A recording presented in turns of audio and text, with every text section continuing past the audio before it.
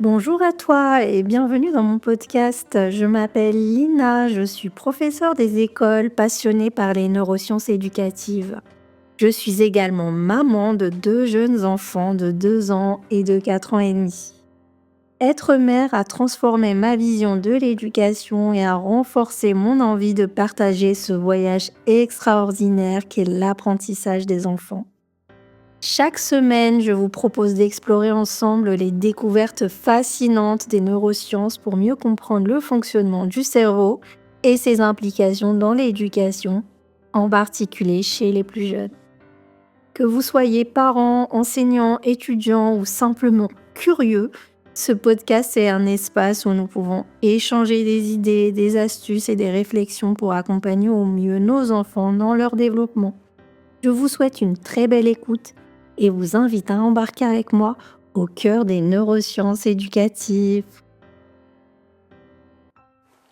Bonjour à toi et bienvenue dans ce nouvel épisode de Neuro et Éducation. Aujourd'hui, nous allons explorer un nouveau thème, celui des bienfaits de la bienveillance sur nos enfants, que ce soit à l'école ou à la maison. Quels sont les impacts de notre éducation sur notre parentalité ? Saviez-vous que beaucoup de nos comportements en tant que parents ou enseignants proviennent des schémas éducatifs que nous avons vécus enfants ? Les méthodes éducatives autoritaires comme les punitions, les humiliations ou les menaces peuvent provoquer chez l'enfant des effets durables tels que l'anxiété et une faible estime de soi. Parfois, sans même en avoir conscience, les adultes reproduisent ces pratiques, croyant qu'elles sont efficaces. Mais voici la bonne nouvelle, nous pouvons briser ce cercle vicieux. En choisissant la bienveillance et l'empathie, nous donnons à nos enfants des outils précieux pour leur futur, comme la capacité de gérer leurs émotions et de construire leur confiance en eux. La bienveillance parentale. À la maison, les parents jouent un rôle essentiel dans le développement émotionnel de leurs enfants. La théorie de l'attachement nous enseigne que lorsque les parents sont empathiques, comprennent les émotions de leurs enfants et y répondent de façon adéquate, l'enfant développe un attachement sécure, c'est-à-dire une confiance totale en l'adulte. Ils se sentent compris et en sécurité. Quand un adulte aide un enfant à mettre des mots sur son émotion, lors d'une colère par exemple, et qu'il cherche à l'apaiser, cette interaction bienveillante va stimuler le cerveau de l'enfant qui est en pleine maturation. L'enfant apprend à prendre du recul, à analyser les situations, à résoudre ses problèmes sans fuir ou exploser de colère. 2 chercheurs ont étudié les effets des contacts affectueux sur le cerveau de l'enfant en 2014 et en 2013. Ils montrent que le contact affectueux comme un câlin ou une caresse par exemple active un certain nombre de structures cérébrales et fait maturer le cortex préfrontal. C'est pourquoi le maternage est vital pour les enfants. Un enfant bien materné quand il est petit saura mieux réguler ses réactions face au stress, ses capacités de mémoire et d'apprentissage seront améliorées. Attention aux pratiques comme les punitions ou les menaces. Lorsque les adultes crient ou punissent un enfant en colère, cela freine son développement cérébral. Et au contraire, des interactions positives aident à renforcer le cortex préfrontal responsable du raisonnement et de l'autorégulation. Les enseignants empathiques et le cercle vertueux de l'ocytocine. Dans les salles de classe, les enseignants ont un rôle clé. Des études montrent que lorsqu'un enseignant adopte une attitude chaleureuse et empathique avec ses élèves, cela déclenche un cercle vertueux chez les enfants. Grâce à la libération d'ocytocine, l'hormone du bien-être, les enfants produisent également de la dopamine, des endorphines et de la sérotonine. Et les résultats sont incroyables. Les enfants deviennent plus calmes, moins stressés, plus empathiques et curieux. Leur cerveau, stimulé par ces hormones positives, se développe de manière optimale, ce qui favorise leurs apprentissages. Un enseignant bienveillant n'est pas seulement un modèle, il va également activer la réussite scolaire et le bonheur collectif de la classe. Propositions concrètes pour la classe et la maison. Pour intégrer la bienveillance dans notre quotidien, voici quelques idées simples et efficaces. Alors, en classe, dire bonjour et au revoir à chaque élève par son nom en cherchant le contact visuel. Ça permet de créer du lien avec les élèves afin qu'ils puissent exister en tant qu'individus et pas que en tant que groupe classe. Ne plus barrer les erreurs en rouge, mais plutôt changer de couleur et souligner l'erreur par exemple. Pour les appréciations, mettre en avant les qualités de l'élève, puis ajouter à la fin les points qu'on pourrait améliorer.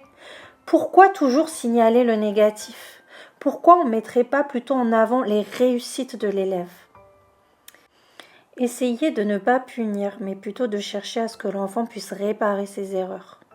Par exemple, aider à ranger la trousse que j'ai faite tomber. Discuter de ce qu'on pourrait faire la prochaine fois dans une situation de colère. Et en parlant de colère, vous pouvez installer une affiche expliquant comment gérer les conflits dans la cour de récréation. Je suis en colère, je m'isole, je respire, je dis que je suis en colère, ou bien si vous avez une boîte à colère, j'écris ma colère, je la froisse, je la mets dans la boîte. Ça peut être plein de choses. Moi, avec mon fils, on prenait la colère et on la jetait par la fenêtre. Ça a marché jusqu'à ses 4 ans. Là, je suis en train de chercher autre chose pour la colère. Voilà. À la maison. Alors, qu'est-ce qu'on peut faire à la maison ? Prenez le temps de nommer les émotions de votre enfant lorsqu'il est en colère, qu'il est triste, qu'il est joyeux, toutes les émotions. Le fait de mettre juste un nom sur son émotion, ça divise la colère par exemple par 2, car l'enfant comprend ce qui lui arrive, ce qui se passe dans son corps. Vous pouvez aussi montrer l'exemple. Si vous faites une erreur, excusez-vous. Ça apprend à l'enfant l'importance de l'humilité et du respect. Essayez de remplacer les punitions par des discussions. Comment aurais-tu pu faire autrement ? Ou bien réparer l'erreur. J'ai écrit sur la table, eh bien tu vas nettoyer. Un livre à conseiller pour les parents. Alors je vous conseille un livre qui a changé ma perception de l'éducation et que j'ai lu, bien heureusement, avant de devenir maman. C'est Vivre heureux avec son enfant du docteur Catherine Guéguin. Elle reprend des études faites dans le monde entier sur le cerveau des enfants et aussi elle parle de son expérience au cabinet avec les familles pour aider les parents et les éducateurs à mieux comprendre le fonctionnement du cerveau des enfants et l'immaturité de certaines zones qui leur permettent difficilement de raisonner.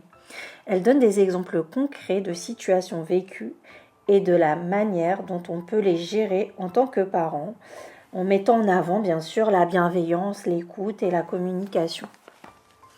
Un livre pour les enfants.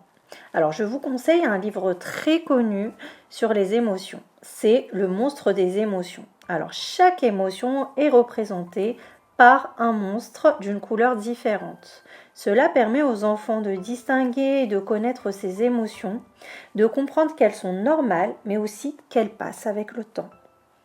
Le fait de donner une couleur pour chaque émotion permet aux enfants de mieux les mémoriser et les comprendre. La tristesse est bleue, la peur noire, la colère rouge, etc.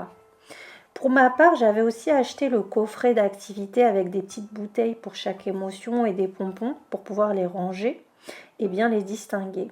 Il y avait aussi une roue des émotions, des cartes pour chaque émotion et même des petites cartes pour commencer à faire du yoga. Vraiment, mon fils a adoré et il les utilise encore aujourd'hui. En choisissant la bienveillance, nous faisons bien plus qu'éduquer.